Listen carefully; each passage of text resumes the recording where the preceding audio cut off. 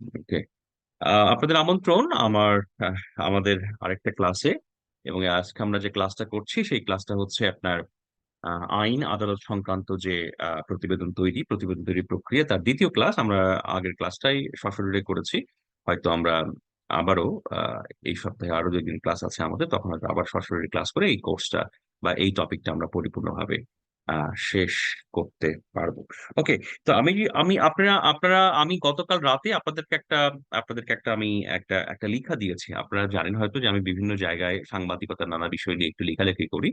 তো একটা লেখালেখি আমি এর আগেও করেছিলাম একটা একটা জায়গায়, এবং সেটা আমি একটা ক্লাসেও পড়িয়েছিলাম অন্য একটা প্ল্যাটফর্মে। তো সেখানে যখন পড়িয়েছিলাম তখন আসলে এই যে আইন আদালত সংক্রান্ত সাংবাদিকতার যে নীতি নৈতিকতা তার একটা কপি আমার তৈরি করা ছিল, সেই কপিটা আমি আপনাদেরকে পাঠিয়েছি। আপনারা কি কপিটা পেয়েছেন? জি স্যার, পেয়েছি। আপনার জি কপিটা পেয়েছেন? স্যার। তো তো তার মানে হচ্ছে ওই কপিটার মধ্যে একটা একটা আলোচনা আছে, হয়তো সার্বিক অর্থে পরিপূর্ণ আলোচনাটা আসেনি, কিন্তু তারপরেও বোঝার জন্য, জানার জন্য, শেখার জন্য যে আলোচনাটা সেটা কিন্তু সেখানে আছে।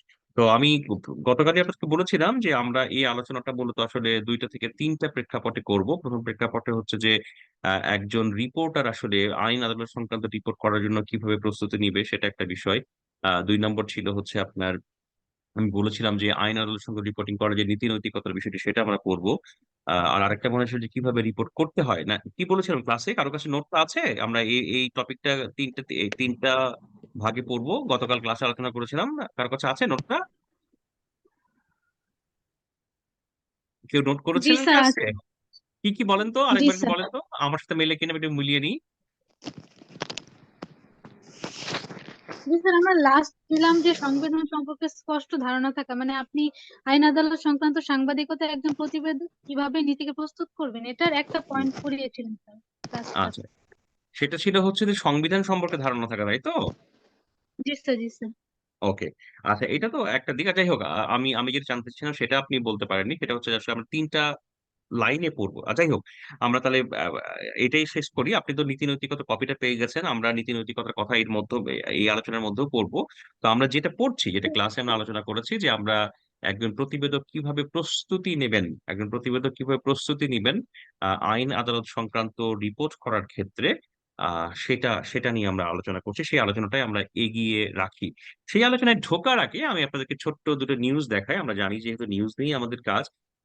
আইন আদালত সংক্রান্ত 2টা নিউজের একটা গুরুত্বপূর্ণ বিষয় থাকে যে আইন যেহেতু আমরা বিচারাঙ্গনকে আমরা আপনি বলে সম্বোধন করি, এবং একটা দেশের রাষ্ট্রীয় কাঠামোতে আসলে বিচারাঙ্গন বা বিচারালয় সবচেয়ে গুরুত্বপূর্ণ বিষয়। অনেকে বলেন সবচেয়ে সেন্সিটিভ এবং সবচেয়ে পাওয়ারফুল এন্টিটি। হ্যাঁ।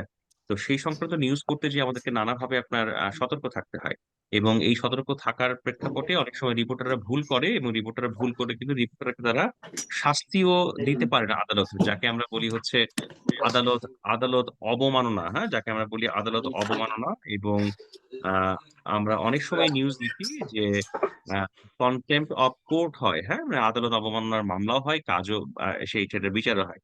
যেমন আমি আপনাদের ছোট্ট স্ক্রিন শেয়ারে 2টা নিউজ দেখাবো আজকে। আমি আগে একটা দেখাই আপনাদেরকে। এই যে আদালত অবমাননা হয়, রিপোর্টিং করতে যে ভুল হয়, হ্যাঁ, যেগুলো কোনো অবস্থাতেই কাম্য নয়, হ্যাঁ, সেটার যে বিষয়, সেটা একটা নিউজ আপনাদেরকে দেখায়। এই দেখেন, এই নিউজটা দেখেন। আমি এই ভদ্রলোককে চিনতাম, আমি এই ভদ্রলোককে অনেকদিন আদালত প্রাঙ্গণে দেখেওছি, যে বাংলাদেশে যে আপনার মানবতা বিরোধী অপরাধের যে বিচার পরিচালিত হয়েছে, সেই বিচার পরিচালিত হওয়ার প্রেক্ষাপটে আপনার একজন সাংবাদিককে আপনার শাস্তি দিয়েছিলেন কোর্ট। তার নাম হচ্ছে ডেভিড বার্গম্যান। এবং সেখানে কি বলা হচ্ছে, বার্গম্যান গিলটি ফর কন্টেম্পট মানে আপনারা বুঝতেই পাচ্ছেন যে আদালত অবমাননার জন্য তিনি দোষী সাব্যস্ত হয়েছিলেন, এবং তাকে শাস্তি দেওয়া হয়েছিল। কি বলা হচ্ছে, Dhaka based British journalist David Bergman was found guilty of contempt yesterday by the International Crimes Tribunal 2 for his comments intended to the demand of the court authority.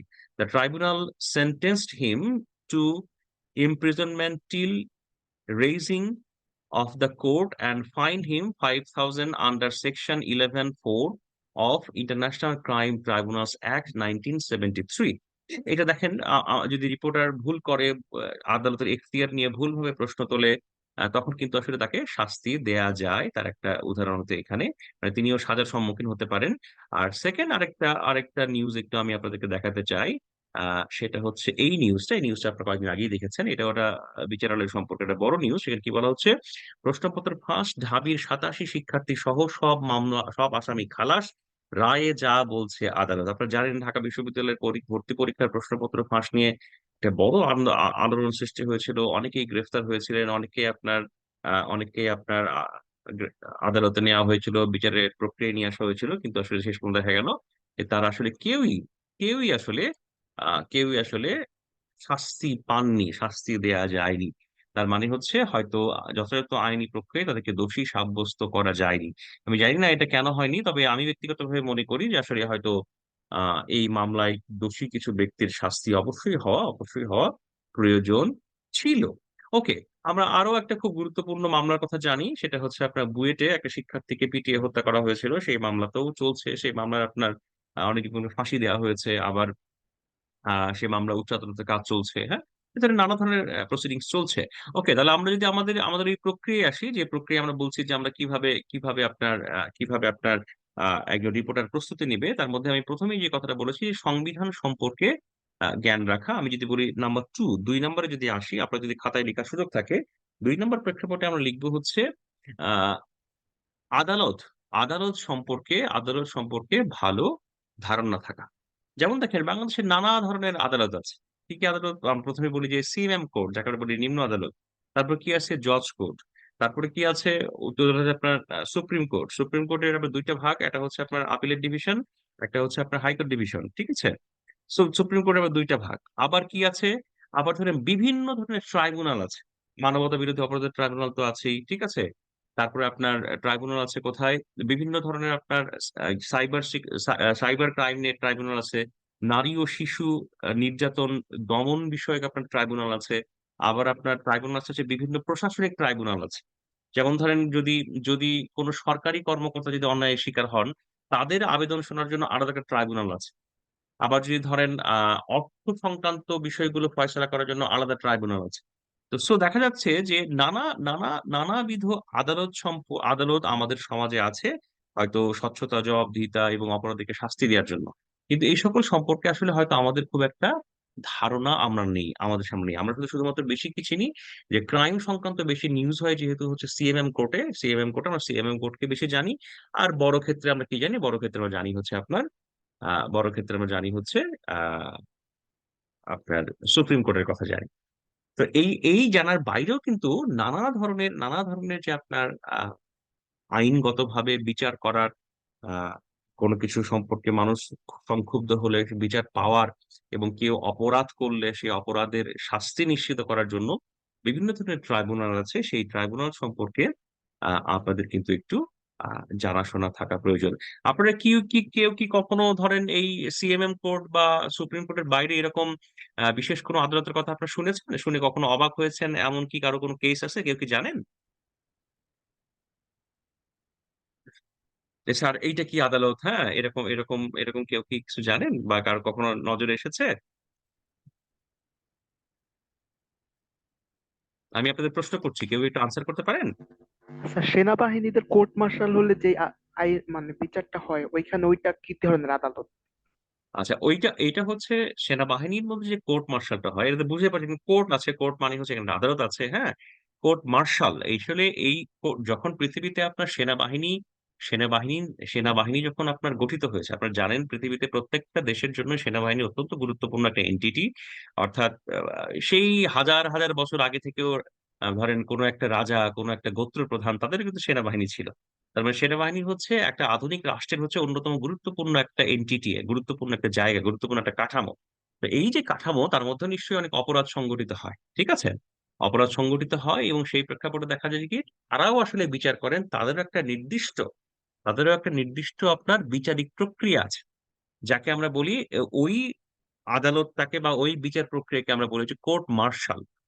Martial হচ্ছে একটা পদবি, হ্যাঁ? মার্শালের পদবি এবং খুব সম্ভবত আপনার এটার আরেকটু একটা হিস্ট্রি আছে যেটা আসলে আমার এখন ভালো জানা নেই, ঠিক আছে? তো আহ, সেই প্রেক্ষাপটে সেখানে বিচারটা আপনার সংঘটিত হয়। এবং যেহেতু সেনাবাহিনী ধরেন একটা দেশের জন্য খুবই সংবেদনশীল, খুবই সম্মানের একটা প্রতিষ্ঠান, সেজন্য সেনাবাহিনী সম্পর্কে আপনার নানা তথ্যপাত্র সামনে আসলেই এই প্রতিষ্ঠানটির উপরে মানুষের আস্থাহীনতা হতে পারে, মানুষ এই প্রতিষ্ঠান সম্পর্কে আপনার আস্থাহীনতায় ভুগতে পারে। সেজন্য কি করা হয়, সেনাবাহিনীর বিচারটা আসলে পাবলিক করা হয় না। দোষী শাস্তি ঠিকই পান। যেমন ধরেন, সত্যি কথা বলতে, আপনি অপরাধ করেন, আমি অপরাধ করি, সেনাবাহিনীর মানুষজন অপরাধ করে, এবং ব্যাপারটা এরকম দাঁড়ায় যে সেনাবাহিনী যেহেতু একটা অনেকের রাষ্ট্রের কাছে শেষ আশ্রয়স্থল হিসেবে বিবেচিত হয় অনেক সময়। তো সেনাবাহিনীর সম্মান, সেনাবাহিনীর মর্যাদা, এটা আসলে একটা রাষ্ট্রের জন্য খুব গুরুত্বপূর্ণ, পৃথিবীর সকল রাষ্ট্রের জন্যই।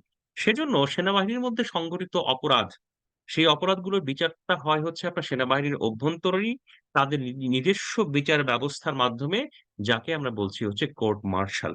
ইট is another type of judiciary system inside army. আপনারা জানেন বাংলাদেশে অনেকগুলো কোর্ট মার্শালের ঘটনা আছে আর কি, হ্যাঁ, যেগুলো খুবই সেন্সিটিভ, এবং অনেক অনেক ক্ষেত্রে সেগুলো নিয়ে অনেক প্রশ্ন তোলা হয়, অনেক প্রশ্ন তোলা হয়েছেও। যেমন সবচেয়ে বাংলাদেশের কোর্ট মার্শাল একটা গুরুত্বপূর্ণ ঘটনা ছিল, সবচেয়ে আলোচিত ঘটনা ছিল হচ্ছে আপনার আহ জেনারেল জিয়াউর রহমানকে যখন হত্যা করা হয় আপনার, তিনি যখন আহ চিটাগং এ আপনার হত্যাকাণ্ডের শিকার হয়, তারপরে কোর্ট মার্শাল হয়ে কিন্তু অনেক অফিসারকে আপনার ফাঁসি দেওয়া হয়েছিল। এবং অনেকেই বলেন তার মধ্যে বেশিরভাগই ছিলেন মুক্তিযোদ্ধা অফিসার, মুক্তিযুদ্ধ ভিত্তিক অফিসার, মুক্তিযুদ্ধ করা অফিসার। এবং তাদের অনেকেই হয়তো আপনার হত্যা করা হয়েছে, বা কোর্ট মার্শালে ফাঁসি দেওয়া হয়েছে বা শাস্তি দেওয়া হয়েছে, তারা হয়তো আসলে দোষী ছিলেন না, এমন একটা ব্যাপার বলা হয়। তো কোর্ট মার্শাল সেনাবাহিনীর অভ্যন্তরে সংগঠিত হয়, এবং এটা আসলে সেনাবাহিনীর যে সংবেদনশীলতা, সেনাবাহিনীর যে মর্যাদা, সেটাকে আসলে সমুন্নত রাখার জন্য এটা আসলে সবার জন্য ওপেন নয়, একটা ক্লোজ ডোর, বা সেনাবাহিনীর ভেতরেই পরিচালিত হচ্ছে একটা বিচারিক ব্যবস্থা। আর কেউ কোন প্রশ্ন করতে পারেন?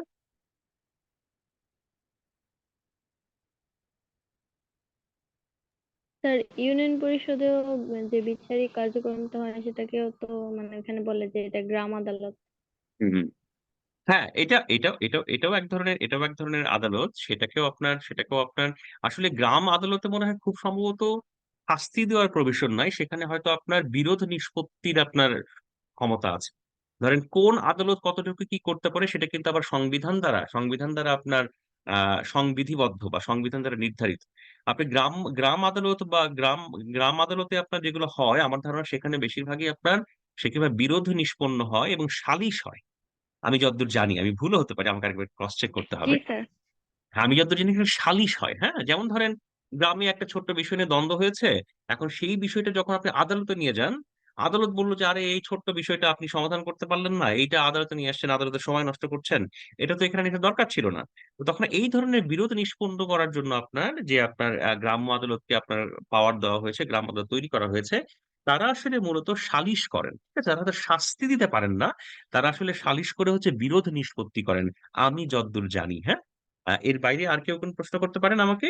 এই দেখেন কত ধরনের আদালত আমরা পেলাম। হ্যাঁ, আপনারা খুব চমৎকার ভাবে আপনার আহ, স্যার, আমার আসলে একটা কথা। প্রশ্ন ছিল। হ্যাঁ, হ্যাঁ, বলে। স্যার, এটা হচ্ছে যে ওই গণ আদালত এবং গণ আদালতের রায় সম্পর্কে, যেটা যুদ্ধাপরাধীদের বিচারের দাবিতে গঠন করা হয়েছিল, যে হুম, হুম, এই ধরনের আদালত গঠন করা যায় কিনা। আর হচ্ছে যে আমরা যে মিডিয়া ট্রায়ালের কথা বলি, মিডিয়া হুম, ট্রায়ালের মাধ্যমে কারোর বিচার কার্য করা বা হুম, কারোর সম্মানহানি করা, তো হুম, হুম, সেক্ষেত্রে এই ধরনের একটা আদালত, প্রতীকী আদালত তৈরি করে সেটার মাধ্যমে বিচার করা, সেটা যায় কিনা এই হুম, ব্যাপারটা। হুম।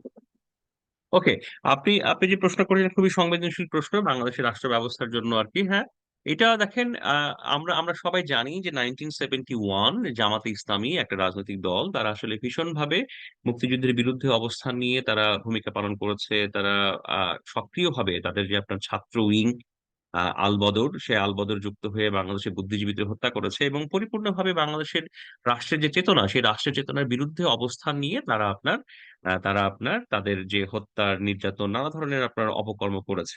আচ্ছা, এটা হচ্ছে বাস্তবতা। আর এই এই গণ আদালত যেটা গঠিত হলো আপনার, এই গণ আদালত কেন আমাদের সামনে আসলো, যে আমরা দেখতে পেলাম নাইনটিজে যখন আমরা আপনার গণতন্ত্রের পথে নতুন করে যাত্রা শুরু করলাম, তখন দেখতে পেলাম যে এই সকল কুখ্যাত চিহ্নিত যুদ্ধ অপরাধী তারা আবার রাষ্ট্র কাঠামোতে ফিরে আসছে, তারা আবার ক্ষমতাশালী হচ্ছে, এবং তারা আবার ভীষণভাবে এই রাষ্ট্রের উপরে জেঁকে বসছে।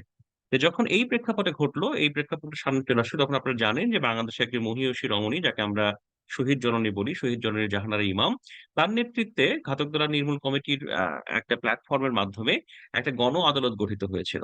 এখন গণ আদালত গঠিত হওয়ার প্রেক্ষাপটে কি হলো, যে সেখানে একটা প্রতীকী বিচার হলো। প্রতীকী বিচার হয়ে আপনার জামাত ইসলামের প্রধান নেতা গোলাম আজমের ফাঁসির দণ্ড হলো, এবং এটা নিয়ে তখন একটা রাজনৈতিক অঙ্গনের একটা ভয়ঙ্কর রকমের আলোড়ন সৃষ্টি হয়েছিল। হ্যাঁ, আপনি বলতেই পারেন যে এটা সংবিধান সম্মত কিনা, এই ধরনের প্রতীকী বিচার করা যায় কিনা, এবং এই ধরনের প্রতীকী বিচারের করার প্রেক্ষাপটে আপনার আহ আহ সংবিধানের কোনো ধারা ক্ষুণ্ণ হয় কিনা, এরকম নানা ধরনের প্রশ্ন আপনার সামনে আসতেই পারে। সেই প্রশ্ন আপনি যৌক্তিকভাবে করতেই পারেন। কিন্তু আমি ব্যক্তিগতভাবে মনে করি যে আহ একটা রাষ্ট্র, যে রাষ্ট্রের অভ্যুদয়ের সময় একটা রাজনৈতিক দল পরিপূর্ণভাবে বিরোধিতা করেছে, এদেশের বুদ্ধিজীবীদেরকে আপনার নির্বিচারে হত্যা করেছে, এবং একটা ঘাতক ও খুনি বাহিনী হিসেবে আমাদের শিক্ষক, বুদ্ধিজীবী, নানা ধরনের মানুষকে হত্যা করেছে, তাদের বিরুদ্ধে অবস্থান নেওয়া, প্রতিবাদ জানানো, সেটা সেটা একটা পূর্ণাঙ্গ অধিকার বাংলাদেশের মানুষের ছিল, এখনো আছে। এবং আপনারা খেয়াল করে দেখেন, কেউ হয়তো মনে করতে পারেন যে ওই আন্দোলন তো সফল হয়নি, গণ আদালত তো কিছু করতে পারেনি, গণ আদালত তো আপনার কোনোভাবে সফল হয়নি। হ্যাঁ, সেটা হয়তো ঠিক। তখন গণ আদালতের কোনো রায়ের তো তখন বিএনপি গভর্নমেন্ট ছিল, তারা তো কোনো অবস্থাতেই আপনার সেটাকে অ্যালাউ করেনি, বরঞ্চ বাধা দিয়েছে। তারা এটাকে পলিটিক্যাল বায়াস মনে করছে তাদেরকে পলিটিক্যাল চ্যালেঞ্জ করার জন্য এটা করা হয়েছে। ডেফিনেটলি এটা সামনে আসছে, কিন্তু খেয়াল করে দেখেন, তখনকার মানুষের যে আকাঙ্ক্ষা, তখনকার মানুষের যে ইচ্ছা, তখনকার মানুষের যে আপনার অব্যক্ত ইচ্ছা, আমার কাছে মনে হয় সেটা কিন্তু প্রতিফলিত হয়েছে 2013 সালে, যখন গণজাগরণ মঞ্চের উত্থান হয়। গণজাগরণ মঞ্চের উত্থান হওয়ার পরে ওই দাবিটাই কিন্তু নতুন করে আবার প্রতিধ্বনিত হয়েছে, প্রতিফলিত হয়েছে। গণজাগরণ মঞ্চের উত্থান, মানবতা বিরোধী অপরাধের বিচার, গণজাগরণ মঞ্চ ইটসেলফ আপনার আদালতকে চ্যালেঞ্জ করতে পারে কিনা, নানা বিষয় নিয়ে আপনার বিতর্ক হতে পারে। কিন্তু আমি ব্যক্তিগতভাবে মনে করি, আমি নিজেকে একজন বাংলাদেশের মুক্তিযুদ্ধের চেতনার প্রতি সংবেদনশীল মানুষ মনে করি, এবং আমি মনে করি যে যে চেষ্টা তখন আপনার 90-এর আপনার সংগঠিত হয়েছে, এবং যে চেষ্টা সেটা পরবর্তীতে প্রতিফলিত হয়েছে, এটা আসলে আমার কাছে ইতিবাচকই মনে হয়। কেউ নেতিবাচক মনে করতে পারে, এটা তার পার্সোনাল বিষয়। ওকে, এনিথিং এলস? না স্যার, ঠিক আছে স্যার। আমি আর আসলে আর জানতে চাচ্ছিলাম যে মানে সংবিধান এবং আইনসম্মত ভাবে এই দাবি এবং এই কার্যক্রমটা ঠিক ছিল কিনা, এই জায়গাটা আমার শুধু জানার ছিল আর কি। এটা হয়তো সংবিধান বিশেষজ্ঞ ভালো ব্যাখ্যা দিতে পারবে, কিন্তু আমার আমার বক্তব্য হচ্ছে, বা আমি যেটা মনে করি সেটা হচ্ছে যে আহ এটা হয়তো মুক্তিযুদ্ধ চেতনার পক্ষের একটা একটা আপনার প্রচেষ্টা ছিল এই ঘাতক আপনার ফোর্সটাকে আপনার থামানোর জন্য, এবং সেটাকে আমি নেতিবাচক মনে করি না। Anything else? আর কোন ধরনের ট্রাইব্যুনাল দেখেন, আমাদের আলোচনায় কত ধরনের কিন্তু আদালত চলে আসলো। হ্যাঁ, আমরা গণ আদালতের সামনে চলে আসলো, আমাদের সামনে মানবতা বিরোধী অপরাধের ট্রাইব্যুনালের কথা চলে আসলো। হ্যাঁ, আমরা গ্রাম্য সালিশ কেন্দ্রের কথা জানলাম।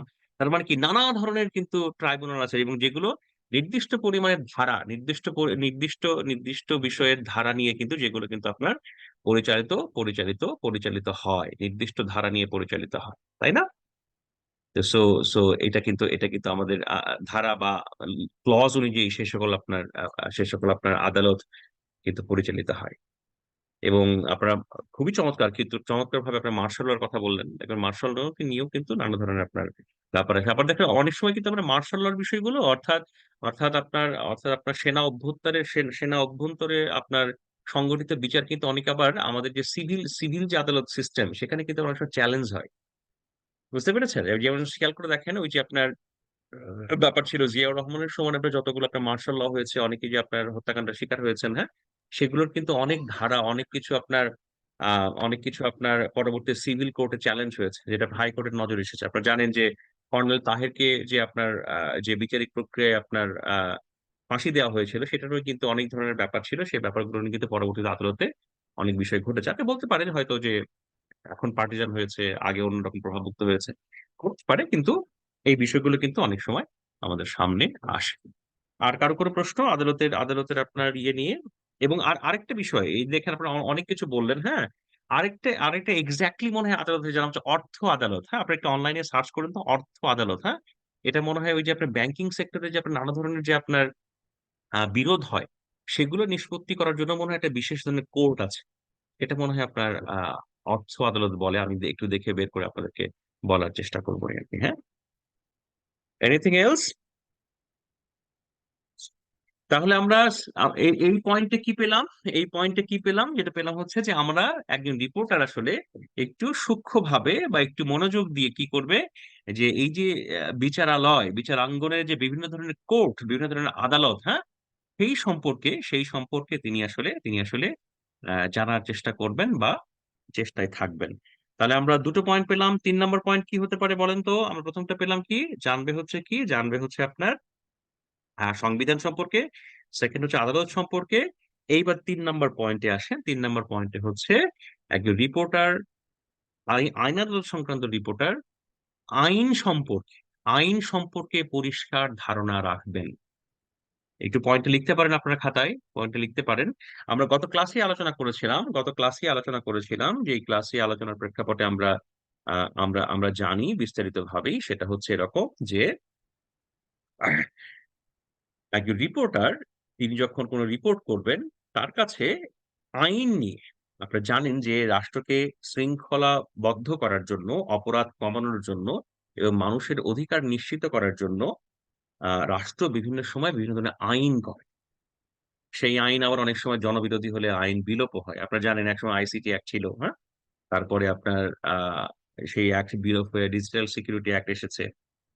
এরকম নানা ধরনের আইন করা হয়, যে আইনগুলো নিয়ে অনেক ধরনের আপনার বিতর্ক হয়েছে, বিশ্লেষণ হয়েছে। আন্তর্জাতিক কমিউনিটি নানা ধরনের কনসার্ন প্রকাশ করেছে। এরকম নানা বিষয় আপনার সামনে আসে।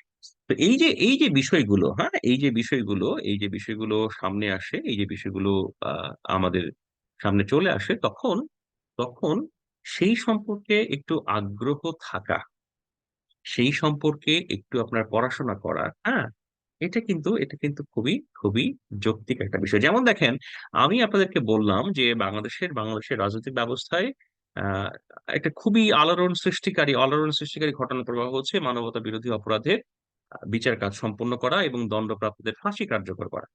এই যে পুরো বিষয়টা কিন্তু পরিচালিত হয়েছে আপনার একটা আইনের মাধ্যমে, যে আইনটার নাম হচ্ছে আপনার ইন্টারন্যাশনাল যে আইনটার নাম হচ্ছে আপনার, আমি আপনাদেরকে পুরোটা বলছি, ইন্টারন্যাশনাল ক্রাইমস ট্রাইব্যুনাল অ্যাক্ট 1973। সেটা কোথায় গেল?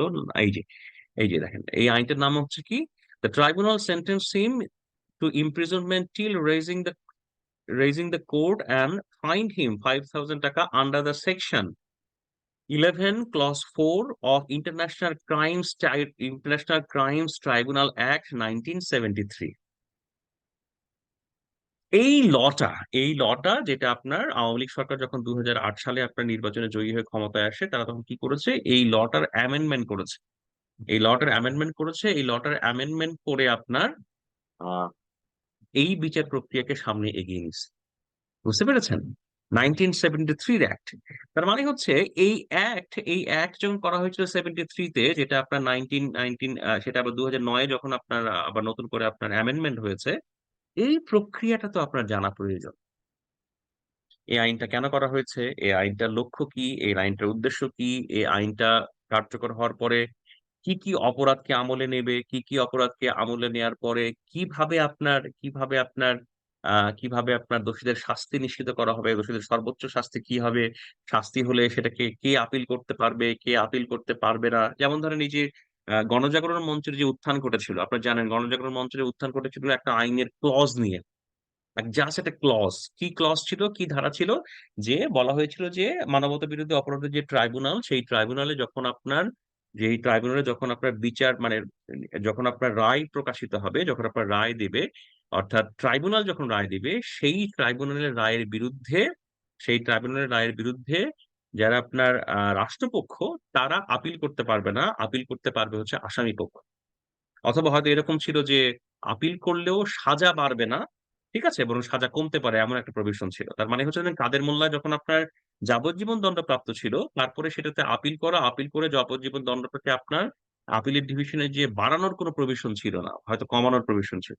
সেজন্যই কিন্তু আসলে এই গণজাগরণ মঞ্চের উত্থান ঘটেছিল, আপনারা জানেন, এই ক্লজকে কেন্দ্র করে। তো একজন রিপোর্টারের একটা বড় দায়িত্ব হচ্ছে বিভিন্ন আইন সম্পর্কে জানা। বুঝতে পেরেছেন? তো যখনই বাংলাদেশে যখন নতুন আইন হবে, আপনারা জানেন বাংলাদেশে একটা নতুন আইনের একটা প্রক্রিয়া চলছে। কি আইন কেউ বলতে পারেন বাংলাদেশে? বর্তমানে ধরেন একটা আইন নিয়ে কাজ চলছে, যে আইনটা নিয়ে ইন্টারন্যাশনাল কমিউনিটি আপনার খুবই কনসার্ন। সেটা কি আইন বলেন তো একটু? কেউ বলতে পারেন?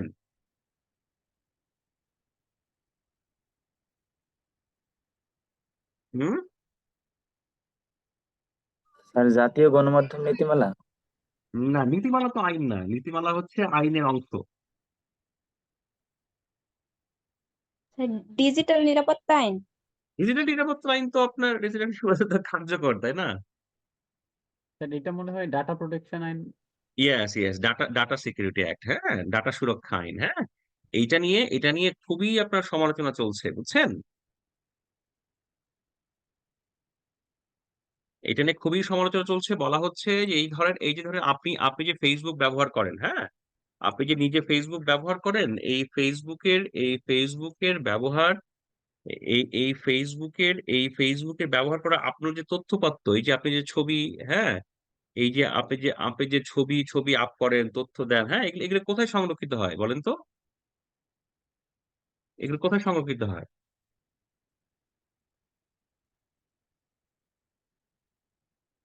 কি বলতে পারেন? ফেসবুক কর্তৃপক্ষের কাছে। ফেসবুক কর্তৃপক্ষ কই থাকে, ডাটা সেন্টার কই থাকে? প্রত্যেক দেশও মনে হয় থাকে ওনাদের শাখা। ধরে আমাদের আমাদের ডাটাগুলো কই কই সংরক্ষিত হয়? আমাদের ডাটাগুলো আমাদের ডাটাগুলো কই সংরক্ষিত হয়? জানি না। আচ্ছা, এখন মূল কথা হচ্ছে যে আমরা আমরা যে আপনার সোশ্যাল মিডিয়া ব্যবহার করি, আমাদের যে বিভিন্ন ধরনের আপনার ডাটা থাকে, ঠিক আছে? এই ডাটাগুলো আসলে সংরক্ষিত হয় হচ্ছে বিভিন্ন ধরনের, যেমন ধরেন আপনার ডাটা সংরক্ষিত, আমার ধারণা আপনার, আপনি যখন আপনার আহ, আপনি যখন আপনার আপনি যখন আপনার ইউটিউব ইউজ করেন, আপনি যখন আপনার ফেসবুক ইউজ করেন, এই ডাটাগুলো সংরক্ষিত হয় হচ্ছে আপনার গুগলের মাধ্যমে, এবং সেগুলো আপনার সংরক্ষিত হয় হচ্ছে আমেরিকাতে। এই ডাটাগুলো বাংলাদেশে নয়, বুঝতে পেরেছেন? এই নতুন যে বাংলাদেশের ডাটা সিকিউরিটি অ্যাক্টে প্রস্তাব করা হচ্ছে, সেই প্রস্তাবে বলা হচ্ছে যে বাংলাদেশ সংক্রান্ত আপনার যত সকল ডাটা, সেগুলো বাংলাদেশেই সংরক্ষিত হবে, এবং সেইটাতে আপনার বাংলাদেশের কর্তৃপক্ষের একটা অথরিটি থাকবে, বুঝতে পেরেছেন? তো এই যে দেখেন এই আইনটা নিয়ে এখন খুব আলোচনা হচ্ছে। আমি আপনাদেরকে একটু স্ক্রিন শেয়ারটা দেখাই। আপনাকে স্ক্রিন শেয়ার দেখতে পাচ্ছেন না? আমি স্ক্রিন শেয়ারটা আরেকবার দিই আপনাদেরকে।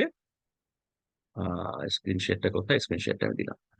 এই দেখেন, ডাটা সিকিউরিটি অ্যাক্ট সংবিধানের সাথে সাংঘর্ষিক বলছেন বিশেষজ্ঞরা। হ্যাঁ, কি বলছেন? ডাটা সিকিউরিটি অ্যাক্ট বা উপাত্ত সুরক্ষা আইন বাংলাদেশের সংবিধানের সাথে সাংঘর্ষিক বলে মনে করছেন আইন বিশেষজ্ঞরা। আইনটি তথ্য অধিকার আইন ও জনস্বার্থ সংশ্লিষ্ট তথ্য প্রকাশ আইনের প্রয়োগকে বাধাগ্রস্ত করতে বলে মনে করছেন সংশ্লিষ্টরা। আইনটি পাশ হলে, এটা মনে হয় এখনো পাশ হয়নি আমি যতদূর জানি, পাশ হলে ব্যক্তিগত তথ্যের নিরাপত্তা লঙ্ঘনের পাশাপাশি বিদেশি ব্যবসা বাণিজ্য প্রভাব পড়তে পারে বলে মনে করছেন অনেকেই। তবে আইনমন্ত্রী আনিসুল হক জানান, নিয়ন্ত্রণের জন্য নয় বরং সুরক্ষার জন্যই এই আইন করা হচ্ছে। মন্ত্রী আরো বলেন, ডিজিটাল সিকিউরিটি অ্যাক্ট গণমাধ্যমের স্বাধীনতা হরণ করার জন্য করা হয়নি, যদিও ডিজিটাল সিকিউরিটি অ্যাক্ট মনে হয় জিএসপি তো আছেই, মানে আগেরটা তো সাইবার, ও না, ডিজিটাল সিকিউরিটি অ্যাক্ট কে বিলোপ করে আমরা এখন সাইবার সিকিউরিটি করেছি, তাই না? ডিজিটাল সিকিউরিটি জি এখন স্যার। বিলুপ্ত। হ্যাঁ, ডিজিটাল সিকিউরিটি এখন জি বিলুপ্ত স্যার। হয়, ঠিকই বলেছেন। এই যে দেখেন, এখানে লেখা আছে, সামাজিক যোগাযোগ মাধ্যমে এবং ইন্টারনেটে কত তথ্যই না শেয়ার করি, মেসেঞ্জার, হোয়াটসঅ্যাপ, ইমেইল, নানা ধরনের অ্যাপে মনের কথা খুলে বলি। শেয়ার করার জন্য এসব তথ্য এতদিন ধরে কেবলমাত্র নির্দিষ্ট কোম্পানির কাছে থাকে। দেখেন, শেয়ার করা এসব তথ্য এতদিন নির্দিষ্ট কোম্পানির কাছেই থাকতো, কিন্তু ডাটা সিকিউরিটি অ্যাক্ট বা উপত্য সুরক্ষা আইন হলে তথ্যগুলো চলে যেতে পারে সরকার বা স্বশাসিত কোনো প্রতিষ্ঠানের কাছে, এমন শঙ্কা আইন বিশেষজ্ঞদের। বুঝতে পেরেছেন? আইনটির খসড়া নিয়ে সাম্প্রতিক সময়ে ঢাকায় নিযুক্ত যুক্তরাষ্ট্রের রাষ্ট্রদূত পিটার হাসও উদ্বেগ প্রকাশ করেছেন, কিছু আমেরিকান কোম্পানিও বাংলাদেশের বাজার ছেড়ে যেতে পারে বলে ধারণা তার। আইন বিশ্লেষক জ্যোতির্ময় বড়ুয়া বলেছেন, আইনটি তথ্য অধিকার আইন ও জনস্বার্থ সংশ্লিষ্ট তথ্য প্রকাশ আইনের প্রয়োগকেও বাধাগ্রস্ত করবে। জ্যোতির্ময় বড়ুয়া আরো জানান, জনস্বার্থ সংশ্লিষ্ট তথ্য উপাত্ত প্রকাশ এবং আইনের 5 ধারার সঙ্গেও সাংঘর্ষিক উপাত্ত সুরক্ষা আইন উপাত্ত সুরক্ষা আইনে বলা আছে এ বিষয়ে কেউ মামলা করতে চাইলে মহাপরিচালকের বরাবর আবেদন করতে হবে। আবেদনকারীর নিজের মামলা লড়ার অধিকার থাকছে না। অন্যদিকে সিনিয়র সাংবাদিক মঞ্জুরুল হাসান বুলবুল মনে করেন এই আইন সংবিধানের 43 ধারার সাথে সাংঘর্ষিক।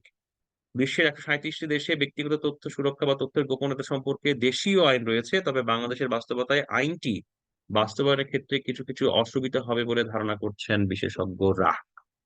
ওকে, তাহলে দেখেন একটা আইনের মধ্যে কত কি থাকে। হ্যাঁ, একটা জিনিস খুব সহজেই মনে রাখবেন যে যে সরকারই হোক না কেন বা যে কর্তৃপক্ষই হোক না কেন, তারা হয়তো বলেন আইনটা আমরা জনগণের স্বার্থের জন্য করছি, কিন্তু অনেক ক্ষেত্রে হয়তো জনগণের স্বার্থের বাইরে কোনো সরকারেরও কিছু স্বার্থ থাকে যখন এই আইনটা হয়। এবং এটা শুধুমাত্র বাংলাদেশ নয়, এটা আপনার ইন্ডিয়া বলেন, সাউথ এশিয়া বলেন, সারা বিশ্বেই এমন হয় আর কি। হ্যাঁ, বলা হয় যে আমরা এই আইনটা করছি একেবারে জনগণের স্বার্থে, জনগণের জন্য, জনগণের অধিকার নিশ্চিত করার জন্য, জনগণকে আরো সুরক্ষিত করার জন্য, আরো নিরাপদ করার জন্য।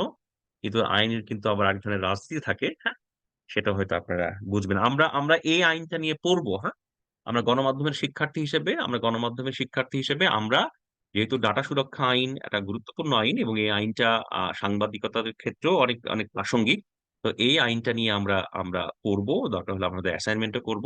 আমরা এই আইন নিয়ে আমাদের আলোচনা থাকবে। হ্যাঁ, ওকে, তাহলে আমরা আইন নিয়ে জানলাম কয়টা পয়েন্ট জানলাম একটু বলেন তো আমাকে, কেউ একটু শেয়ার করেন।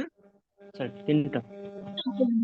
তিনটা হলো, আমরা অ্যাটলিস্ট 7-8টা পয়েন্ট জানবো আর কি। হ্যাঁ, মোটা দাগে অনেক অনেক কিছু তো, আবার অনেক কিছু তো আমরা সবাই জানি যে আসলে জেনারেলি আমরা আমরা আমরা জানি, কিন্তু আমরা বিস্তারিত ভাবে 7-8টা পয়েন্ট জানবো, যেটা আসলে একজন একজন রিপোর্টারের জানা খুব প্রয়োজন।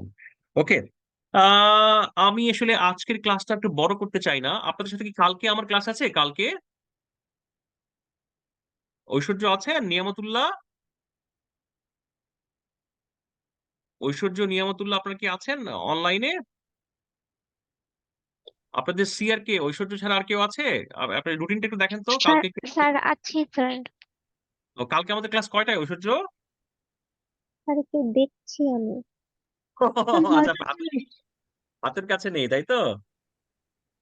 9:40 ক্লাস আছে 9:40। ঠিক আছে, আমরা কালকে কালকে সশরীরে দেখা হবে আমাদের, নাকি বলেন? আজকে আমরা শেষ করি, যদি আপনাদের কোনো গুরুত্বপূর্ণ প্রশ্ন না থাকে তাহলে কয়েকটি বিষয় আমরা সাম আপ করি ক্লাসের।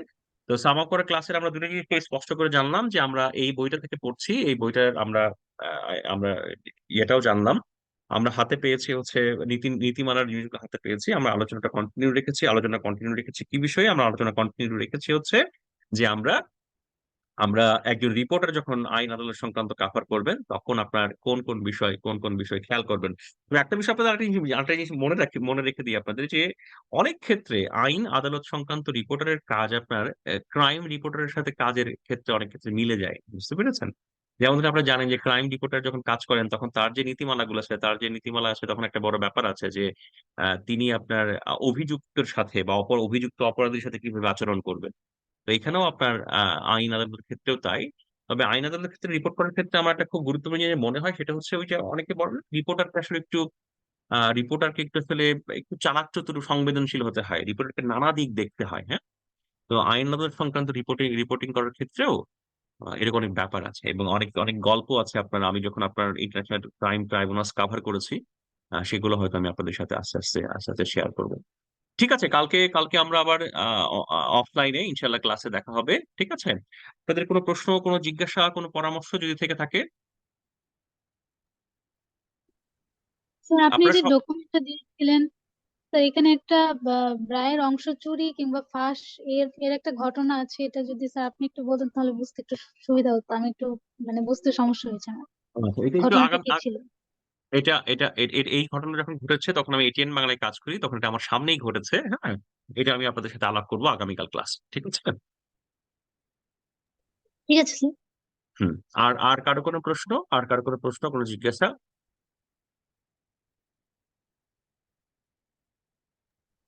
না স্যার, ঠিক আছে। ওকে, তাহলে আমরা আজকের মতো শেষ করি। হ্যাঁ, আপনারা একটা জিনিস মনে রাখেন যে আজকে ক্লাসে আমরা আরেকটা বিশেষ সিদ্ধান্ত নিলাম, সেটা হচ্ছে আমরা কিন্তু ডাটা সিকিউরিটি অ্যাক্ট বা উপাত্ত সংরক্ষণ যে আইন, এই আইনটার কিন্তু অনেক কিছু আমরা পড়বো। হ্যাঁ, ইভেন আপনার সম্ভবত আমরা কি বলি, ব্যাখ্যামূলক রিপোর্টিং বা ব্যাখ্যামূলক কিছু লিখার যে আপনার সম্ভবত একটা একটা টপিক আছে, সেই টপিকের সাথে অ্যাড করে, এই যেমন ধরেন একজন প্রতিবেদক হিসেবে আপনাকে যদি বলা হয় যে আপনি আপনি আহ বাংলাদেশের প্রস্তাবিত ডাটা সুরক্ষা আইন, উপাত্ত সুরক্ষা আইনের উপর একটা ব্যাখ্যামূলক প্রতিবেদন লিখুন, হয় এই ধরনের প্র্যাকটিস আমরা করতে পারি। তো সো এটা আমি দেখি এই আইনটা মনে হয় এখনো খসড়া পর্যায়ে আছে, বা এক্স্যাক্টলি পাস পাস মনে হয় হয়নি আইনটা। তো এই আইনটার যে আপনার খসড়া, যার উপরে আপনার অনেক অনেক মতামত দেয়, সেটা আমি বের করতে পারি কিনা পিডিএফটা, আমি পেলে এটা আমি আপনাদেরকে গ্রুপে দিয়ে দিব, এটা সবাই প্রিন্ট করবেন। হ্যাঁ, এটা খুব গুরুত্বপূর্ণ আইন, যে সম্পর্কে আপনার সাংবাদিকদের অনেক ভালো জানা প্রয়োজন। তো সো আমি আমি এটা এটা দেখি আপনাদেরকে দিয়ে দিতে পারি কিনা। I am trying to find out from online today. তো সো এটা এটা আমরা পড়বো। আর ওই যে আপনাদের পরীক্ষা নিয়ে ডেট মনে হয় একটু আপনাদেরকে ঐশ্বর্যতা জানিয়ে দিয়েছে যে আমাদের পরীক্ষা কিন্তু আগামী সোমবার অনুষ্ঠিত হবে। তারপরে মনে হয় আপনারা ফিল্ড ওয়ার্কে যাবেন। তো সো সেদিন পরীক্ষার জন্য আমরা প্রস্তুতি নিব, প্রস্তুতি চলতে থাকবে। তো সবকিছু মিলে আজকের আলোচনাটা আমরা আমরা শেষ করতে পারি। কারো কোনো মন্তব্য, কারো কোনো প্রশ্ন, কারো কোনো জিজ্ঞাসা?